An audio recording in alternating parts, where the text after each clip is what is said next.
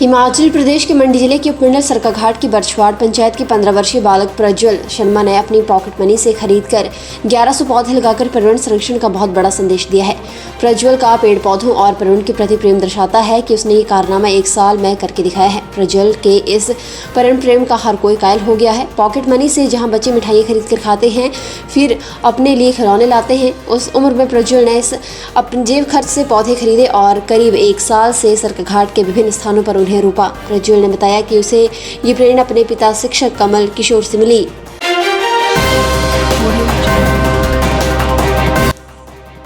जनजातीय जिला लाहौल स्पीति में मनाली लेह मार्ग पर बर्फबारी के कारण लोगों को परेशान होना पड़ रहा है। पुलिस और बीआरओ की टीम ने मनाली लेह मार्ग बाया शिंकुला दर्रा में फंसे 4 लोगों को रेस्क्यू किया है। ये लोग शिंकुला दर्रा में बन रही टनल में टेस्टिंग का सामान लेने गए थे और फंस गए। सूचना के बाद लाहौल स्पीति पुलिस ने एसआई अर्जुन, संजीव, अमित, बोविंदर सिंह और डिम्पल की एक टीम का गठन किया, जिस पर से बीआरओ की टीम भी शिंकुला के लिए रवाना हुई।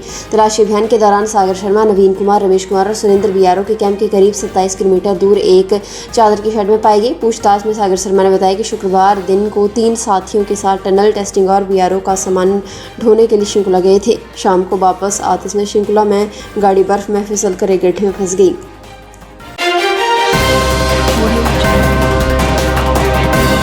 सोलन जिले में टमाटर का जीवन समाप्त हो गया है, जबकि सिरमौर के कुछ क्षेत्रों से टमाटर की खेप सब्जी मंडी पहुंच रही है, जिसके किसानों को उचित दाम मिल रहे हैं। हालांकि इस बार पिछले वर्ष से 2 गुना कम कारोबार हुआ है। पिछले वर्ष सब्जी मंडी सोलन में 7.5 लाख टमाटर क्रेट से 3 अरब 75 करोड़ का कारोबार हुआ था, जबकि इस बार 6.5 लाख क्रेट से 1 अरब 95 करोड़ का ही कारोबार हो सका है। यानी इस बार पिछले वर्ष की तुलना में कारोबार 2.25 अरब से कम हुआ है।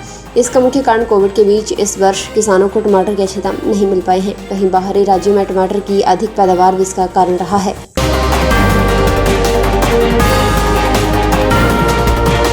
हवाई मार्ग से हिल स्क्रीन शिमला आने जाने वाले लोगों को 1 दिसंबर से बड़ी सौगात मिलने जा रही है। पवन हंस की हेली टैक्सी से चंडीगढ़ कुल्लू धर्मशाला जाने के लिए लोगों को अब राजधानी से करीब 25 किलोमीटर दूर जुब्बड़हट्टी एयरपोर्ट नहीं जाना पड़ेगा।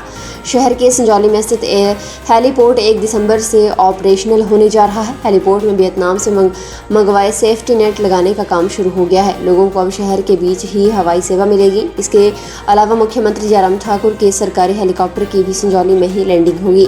करीब 14 करोड़ की लागत से संजौली ढाली बाईपास पर हेलीपोर्ट का निर्माण किया गया है। आपातकाल सेवा सहित सैलानियों की सहूलियत के लिए शिमला शहर के बीच हेलीपोर्ट बनाने का प्रदेश सरकार ने फैसला लिया है।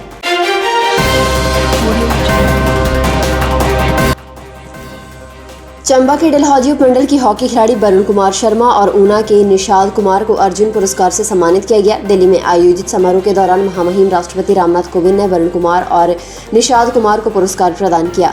हॉकी खिलाड़ी वरुण कुमार और पैरा एथलेटिक्स को अर्जुन पुरस्कार से सम्मानित किए जाने से समूचे प्रदेश में खुशी की लहर दौड़ गई है। बता दें कि खेल और स्पर्धाओं में उत्कृष्ट प्रदर्शन के लिए अर्जुन पुरस्कार पिछले 4 सालों की अवधि में अच्छे प्रदर्शन, नेतृत्व, खेल और अनुशासन की भावना दिखाने के लिए दिया जाता है।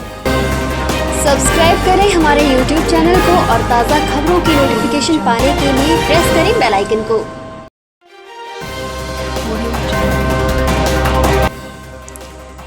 एचआरटीसी में नए कंडक्टरों की नियुक्ति का इंतजार अब खत्म होने वाला है। एचआरटीसी सोमवार और मंगलवार को नए कंडक्टरों की नियुक्ति की प्रक्रिया शुरू करने वाला है। अभी तक एचआरटीसी प्रबंधन कर्मचारी चयन आयोग हमीरपुर से रिकमेंडेशन का इंतजार कर रहा था। ऐसे में अब कर्मचारी चयन आयोग हमीरपुर से एचआरटीसी को नए कंडक्टरों की नियुक्ति के लिए रिकमेंडेशन मिल चुकी है। कर्मचारी चयन आयोग से अनुशंसा मिलने के बाद अब जल्द नए कंडक्टरों की नियुक्ति शुरू हो जाएगी। एचआरटीसी अधिकारियों का कहना है कि सोमवार और मंगलवार से नए कंडक्टरों की नियुक्ति रिकमेंडेशन प्रक्रिया शुरू कर दी जाएगी। गौरतलब है कि मेरिट के आधार पर 645 अभ्यर्थियों का चयन हुआ था, जबकि स्वतंत्रता सेनानी बाढ़ से ओबीसी का 1 और एससी आरक्षित श्रेणी के 2 पद समेत कुल 3 पद खाली रह गए थे।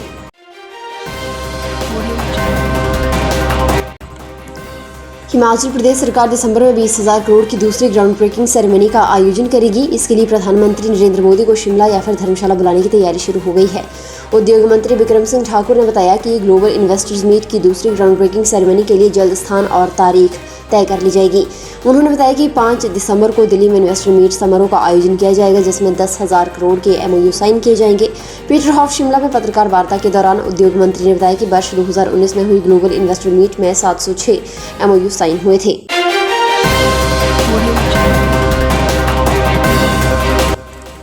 एचआरटीसी कर्मचारियों को सरकार से जल्द राहत मिलने वाली है। परिवहन मंत्री बिक्रम सिंह ठाकुर ने कहा कि दिसंबर महीने से पहले एचआरटीसी पीसमील कर्मचारियों की समस्याओं का समाधान किया जाएगा।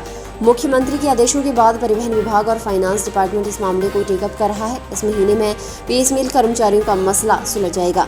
गौरतलब है कि एचआरटीसी के पीसमील कर्मचारी अनुबंध पर आने के लिए सरकार से मांग उठा रहे हैं। कर्मचारियों का कहना है कि एचआरटीसी में 933 कर्मचारी पीसमील पर काम कर रहे हैं। निगम के 933 पीसमील कर्मचारी पिछले 4 महीने से अनुबंध पर ले जाने को लेकर संघर्ष कर रहे हैं, जिस पर प्रदेश सरकार और परिवहन मंत्री आश्वासन भी दे रहे हैं कि उनकी मांगों को पूरा किया जाएगा।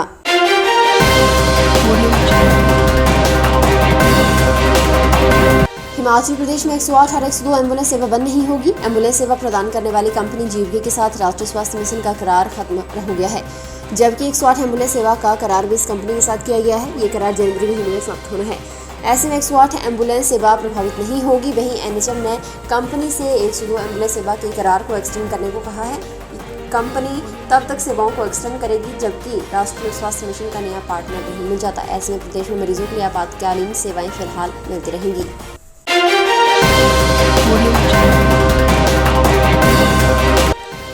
कृषि मंत्री वीरेंद्र कंवर ने अपने निवास स्थान पर श्रीमद् भागवत कथा के दौरान गोवर्धन पूजा की। इस मौके पर उन्होंने कहा कि पहाड़ की रक्षा करेंगे तो ही जीवन की रक्षा होगी। हर व्यक्ति को अपने जीवन में 100 से अधिक फलदार वृक्ष लगाने चाहिए। हमारे पूर्वजों ने हमारे लिए पेड़ लगाए, इसी पर आने वाली पीढ़ी के लिए हमें पेड़ लगाने चाहिए। उन्होंने कहा कि प्रकृति बचेगी तो ही जीवन बचेगा।